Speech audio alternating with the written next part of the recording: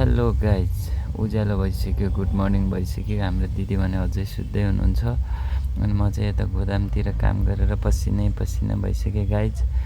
अनि एकछिन रेस्ट गरेर फेरि म यसो बुकहरू मिलाउन लागेँ। अनि बुकसुक मिलाएर टक्क म फेरि तल निस्केँ डेलिभरीमा। यो चाहिँ ठ्याक्क यो पुरानो एयरपोर्टको साइडतिर हो।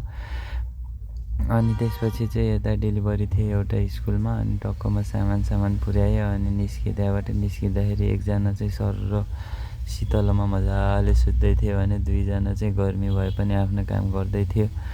अनि म पनि आफ्नो काम गर्दै थिएँ गाइज। होप यु हजुरहरू पनि आफ्नो काम गर्दै हुनुहुन्छ होला, जो जहाँ बसेर हेर्दै हुनुहुन्छ। एकदम मजा लिइराख्नु भएको छ होला मेरो भिडियो हेरेर होइन। अनि अहिले चाहिँ म यता ब्याङ्क आएँ, एउटा चेक पनि साट्नु थियो।